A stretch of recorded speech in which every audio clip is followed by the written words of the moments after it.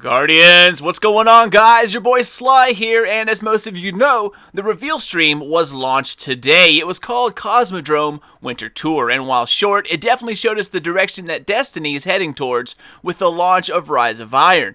So for those that missed the stream, you can check it out right here in all of its wintry glory. It's unedited and totally complete for those that want to check it out. This movie right here is just a personal rundown of what went on, as well as some of the highlights. Well, the one you're watching right now, at least. So for all those out there who watched more of my technical troubles unfold today during that first stream I uploaded, once again guys, I apologize for the BS. I had to watch and record that stream like 4 freaking times today, and for some reason my audio keeps bugging out on my Elgato capture card when I record at its highest settings. So some of you probably saw the end result of that. So the upload that is above right here is still HD. It is pretty much glitch free. However, you will see a blip or two like every 5 to 10 minutes. Don't know what's going on. I tried to fix it, but it's another thing to add to the list. Alright guys, so let's go ahead and jump right into it. So we start off close to where our journey in Destiny began, and that was at the heart of the breached Cosmodrome wall. The mighty wall that stood for centuries is now slowly being torn down and reused or repurposed by these Siva infected Fallen. One thing that is apparent is the order of time. It looks like the Cosmodrome is in the dead of winter, while for the most part in this game, at least since we've been playing, it's like we've been stuck in early spring, you know, that kind of setting. Some snow, the grass is still green, flowers are out, but now it's a darker, harsher environment. The Cosmodrome looks more ragged than ever, but within the entropy are these straight cuts from Siva workers slicing the Cosmodrome into carryable bits to bring back to wherever it is that they're taking it. The one thing about the stream is that it didn't feel very polished at all. A lot of the other streams had multiple people playing off of a different screen or like a certain activity that they were all trying to undertake. Here it kind of felt like D pretty much stole a development build of the Cosmodrome and then snuck it out for a sneak peek. I mean, which is cool in a way, but in a way it was also very anticlimactic. You know, we toured around a new area, then they act surprised that the new enemy was everywhere, and at times the camera would turn away from a close-up shot or them battling, and Deej would tell them to all come over this way, let me show you something. And then they just blast like full screen some concept art. I'm not sure what they were trying to do there or what they were expecting to do, but we did get to see some of the new enemies, along with these cool little welding shanks that seemed to be hacking the Cosmodrome to pieces.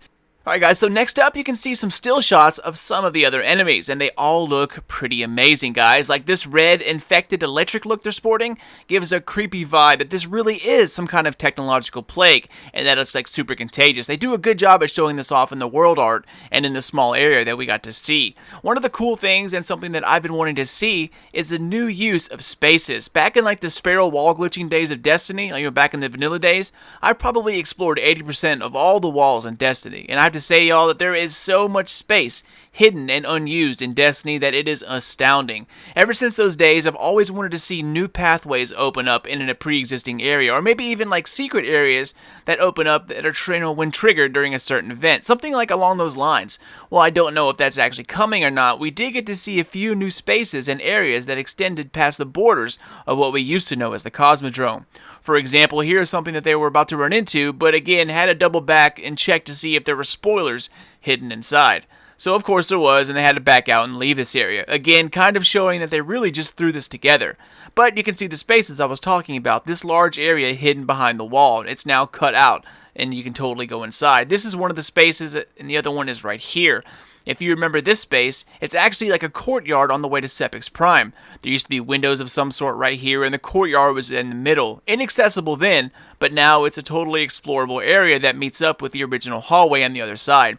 Stuff like this is great to see, guys. New function to an old space. It's a great way to reinvigorate an old area. Now, they talked about this area not being the only area that is revamped and expanded on, so I'm looking forward to seeing what else is new out there in the open world, because it would be weird to kind of see the Cosmodrome, you know, all snowy and changed, but then hop over to the grottos and see that the sun's out and the grass is green right around the corner. So let's hope that they did a good job on that. Alright, so moving along, the last place that we stopped was right around in here, and I'm assuming that this is where the entrance to the Plague Lands will be. This place is huge, and you really only use this place for like, what, maybe 2 missions maybe? And then you basically ran through it on the way to something else. The same goes with this Epic's Prime fight. You fight here for a little bit, and then poof, you know, you're gone. But this whole corner over here pretty much goes unused for the most of Destiny, and I think the entrance will be somewhere over here. So besides a few glimpses of enemies and a few reworked Cosmodrome areas, we did get to see a couple of new weapons and some new armor. The first of which you can see right here with this hunter and his new green armor setup, which to me looks like it's going to be the Crucible variation of Rise of Iron, along with his Dead Orbit shotgun, which also to me looks like it's 95% reskin of what was used last year. Now they also showed off a new Monarchy Titan armor set along with the all-black Suros auto rifle, which I totally was all about. I like the flat edges and form of these new armor builds, it's something pretty sweet. But the thing that surprised me the most was this Warlock armor setup right here. Now I have no idea where this armor fits in or which vendor it could tie into, but it doesn't have any color or characteristics of factions or vendors that I know in it, but I am loving the new look of this helmet and robe design. It actually took me by surprise the most of anything in this stream, and that goes to show you how dull this stream really was. You can actually see the upgrade path from one expansion to the next in most like Warlock armor, but here they took a complete opposite turn, and it's about time. I'm absolutely loving this setup, guys. Also, Deeds used this pulse rifle that you see on screen. That kind of looks like a more colorful No One's Mercy to me. I mean, nothing remarkable, but the stability and the style of the way it shoots, again, looks like another reskin of No One's Mercy. Nothing remarkable, but hey, new is new. Now, the only other awesome announcement was the official announcement of the Galawing pre-order Sparrow. This was leaked months ago by a Spanish website showing it as a pre-order upgrade, and today, that was officially announced. The pre-order edition will be the same color as the pre-order galley itself, which is the new silver and black variation, while the original gold color will be available through Eververse. Now, before you pop a blood vessel, he's talking about the Sparrow colors, not the actual Galahorn itself. Everyone gets the original Galahorn from a quest within the Rise of Iron, but if you pre-order the game, you will get to forge the black and silver versions. So, by the way, guys, do y'all remember the Fire Lord LMG or that Solar Lord LMG that was shown from the Taken King last year? They also showed a Void version, like, a few months after that. Well, with these new colors coming out and with the April update weapon customization, I really think that we're heading into a time where we can start customizing our own weapons with these skins. Now, this is just an absolute guess on my part, but if you look back at those old clips showing that Fire Lord or Solar Lord, whatever you want to call it, it looked just like the Iron Banner LMG, except it was on fire. And remember, at the time we saw that clip, no one really knew what the Taken King Iron Banner weapons were going to look like for year 2. So at the time, everyone thought it was a new exotic. Well, I think we're still on course for a weapon system that adds, solar, void, or arc effects. Time will tell, but that's about it, guys. The stream was short, unorganized, and kind of a glorified way to show off the Galawing Sparrow. Of course, it still has tons of new stuff to pick through, like some new attacks these infected Fallen have, such as these red Axion-like death blasts that follow you after you kill an infected Dreg.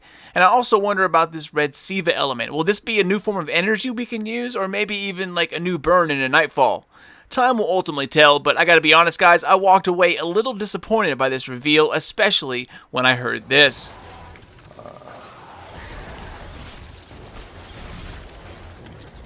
So that sounds familiar, right? Yeah, these are the new Vandals. They have the same attack and make the same noise as the Fallen Vandals, even though, they look completely different. Now, I know this was a dev build, but hopefully this will change. It was definitely a letdown when I heard that. Still, the stream was worth a watch from start to finish to see all the new enemies and see this part of the Cosmodrome looking completely different. Now, better things will no doubt be ahead of us, and expect a lot more coming out of Gamescom this August when Bungie heads to Germany. They announced that at the end of the stream there that there's going to be streams and more announcements broadcasted out of the showroom floor, so let's hope those hit a better and more organized note than this one did. But yeah, that's it, guys. A few things we haven't seen before, but since the Galawing was leaked and we've seen some of the new enemies, there wasn't a lot of surprises that brought out the wow factor. The new use of space is impressive, but again, this is just the tip of the iceberg. Let's see where it continues from here. Alright, well that wraps us up, guys. As always, thank you all so much for watching and for supporting this smaller YouTuber. If you want to stay up to date on everything Destiny, Rise of Iron, or The Division, follow me on Twitter at SlyNation. Definitely the best place to keep up to date on gaming news and uploads from my channel. Alright, well, I'm out of y'all. Keep being awesome, and I'll catch you all in the next one. But until then, this is your boy Sly. Done, gone, out. Ammo inbound. Zone B secure.